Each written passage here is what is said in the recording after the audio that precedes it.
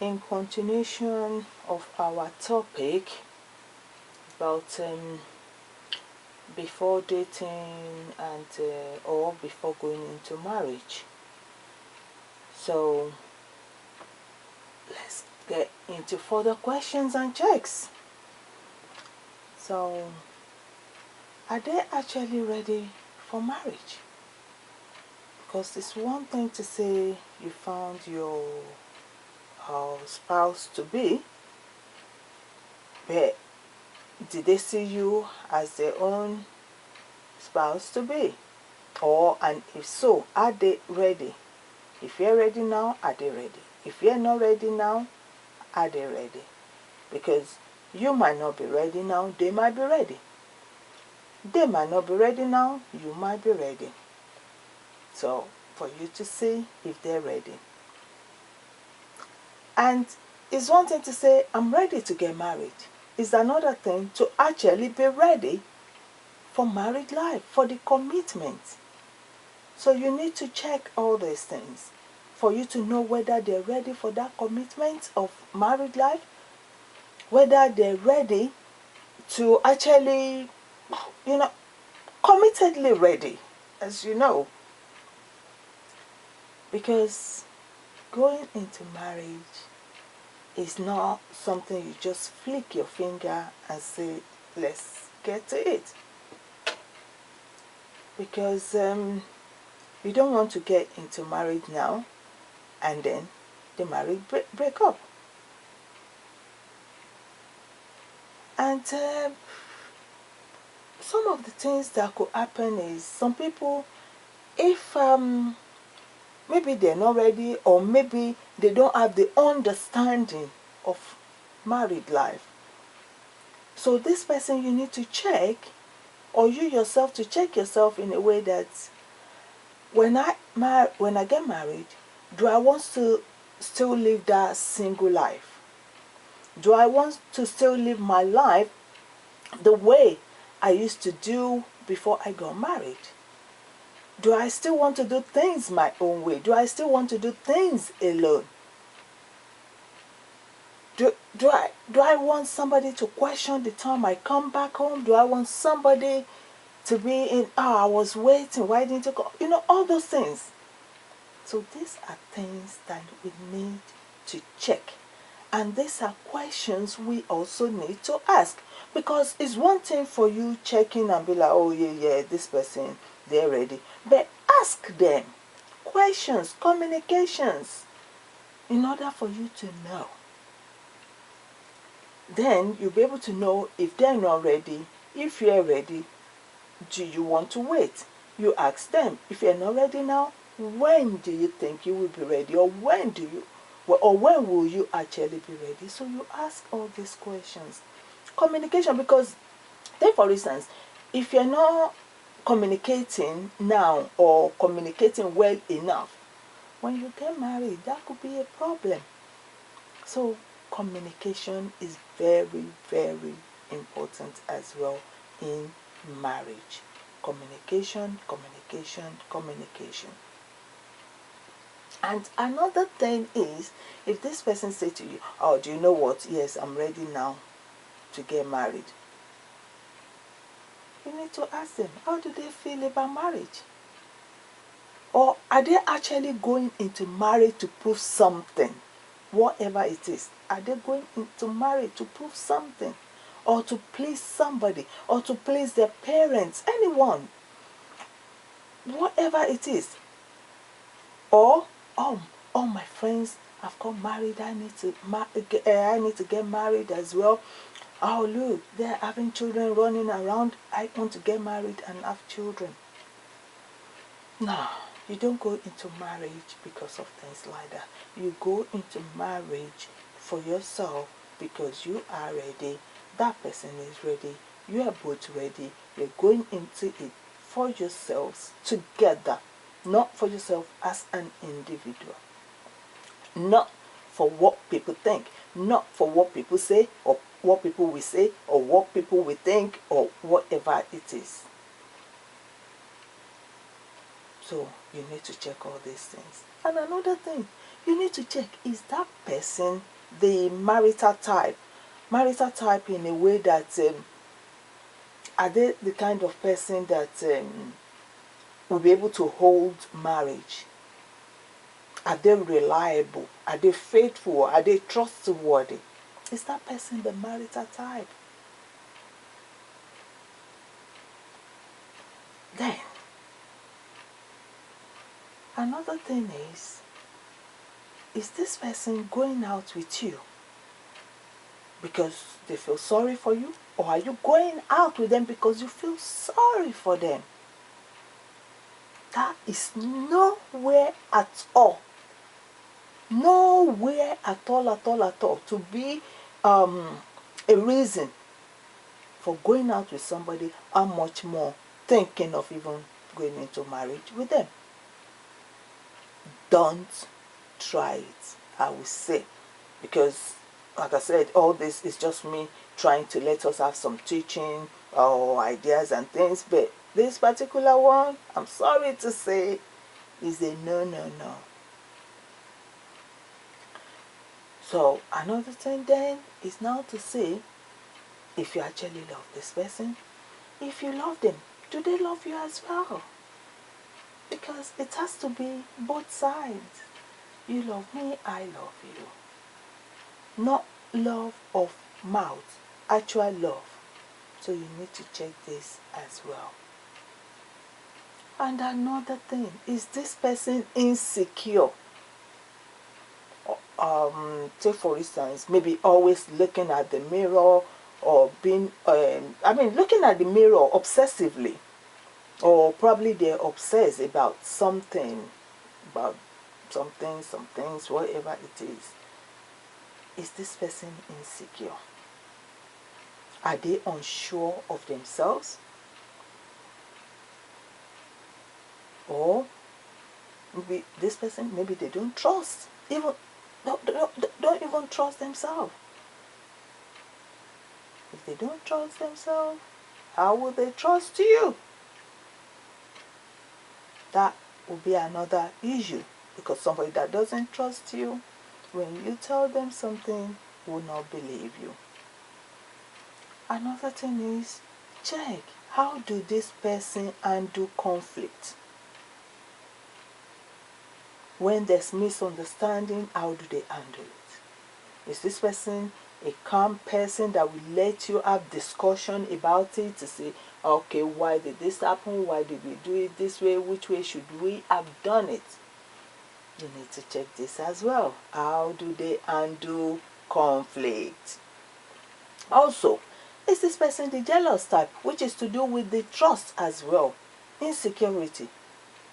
Is this person the jealous type? How jealous is jealous? You need to check this as well. You might feel like, oh, yeah, it's good, this person loved me, they're jealous, but how far does that have to go? Is he or she proud? Is this person the kind of person that will not say sorry when they do it wrong? Will not say please, will not say thank you, or if at all they're to say it, they're always waiting for the other person to say it first. No, it won't be me first, it's that person first. You need to check all these things. Even sometimes, let's say they're the one that even get it wrong, they're the one at fault. Do they say sorry? Do they feel guilt when they do things wrong? Like, do they feel remorse? You need to check all these things. And take for instance, when they do something wrong, how do they take it when people tell them that, oh, you're the one that get this wrong this time, or things like that? How do they take it? How do they value truth? Check this as well. Another thing is, have they done things that you disagree with before? Have they? If that has happened, did you tell them? What did they say? What did they do? How do they handle it? And whatever it is you tell them, has it happened again? Or has this person changed? Because there are times we do something not realizing is a mistake, not realizing is wrong. But when we see people to tell us, that will help us in order to know that, okay, this thing that I've done is wrong, for me to change my way. But if they haven't changed, how do you feel about it? Is that fine by you? Another one is, are they able to keep to their words? I'm sorry, I won't do that again, I will change. Are they able to keep to their words? If they tell you something, oh, I will do this, do that, whatever it is, are they able to keep to promise, to their words? Check this as well. Another one, how easily provoked is this person? Do they get angry easily? Also, is this person violent? If they get angry, how do they react? Excuse me. Would they bring the wall down when they're angry? Is this situation that nobody can speak to them or tell them whatever? How do they handle it? It's the same thing with how do they handle conflict? You need to check this. And remember, we're human beings. We do have our moments as well. There are some things that could get us angry. So, as the Bible tells us, be angry, sin not. Do not allow the sun to go down on your anger. Neither give place to the devil. If this person get angry, will they bring the house down? Will they tear things up and that, oh no, I'm sorry, it was only because I got angry, that was why I hit you, that was why I punched you, that was why I said those things. Let's be careful. Because the Bible tells us, make no friend with an angry man or woman, no, and with a furious person thou shalt not go. Be careful. Check all these things. It's worth checking. Another one is this person somebody that waits to be told what to do? That they don't do things willingly. That you need to tell them, oh, could you please help me to do this? All the time you have to ask. They don't see it as they should do it. Is it because they don't know that they should do it? Or is it because they don't want to do it? Waiting for someone else to do it. Because remember, we're all from different homes. Our upbringings are different. Excuse me. And because of that, that is why we're checking all these things. That's why we're asking all these questions. That's why we're getting into conversation. That's why we're trying to know this person. We're all from different homes, brought up by different parents, brought up different ways, brought up in different environments. Even if that person is in your neighborhood, what goes on in individuals' homes, you don't know. So we need to check all these things. Another one, do this person believe that marriage is forever?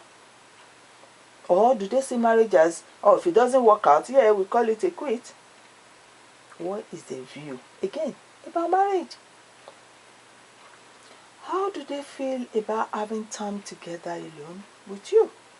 How do they feel about having time together as a couple? How do they feel about having time together when children now be in the something, you now have children? How do they feel as having time together as a family? And again, having time together individually, as a couple, that without the children, arrange something for the children, someone to look after the children to go to parents, friends, people that you trust, so that you can have time together.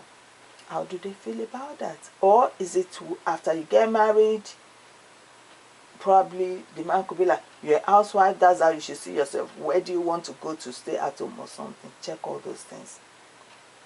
Also check, how do they react to opposite sex? How do they react to people of the same sex? Check all these things. Be vigilant. Check all these things. And do you like sex? Do they like sex? Do you like sex and they don't? Do they like sex and you don't? Again, how do they like it? How do you like it? What turns you on? What turns them on? Check all these things. Because bearing in mind that once you get married, you are no more two separate people. You are now two that has become one. So you are now one. One couple. So your body, your possession, your time, your whatever it is now for both of you. It's not just yours anymore. No more me, is now we. And remember what I read about what Paul said in 1 Corinthians 7, that I read the verses 1 to 7. But I'll quickly read verses 3 to 5 for us of that 1 Corinthians chapter 7.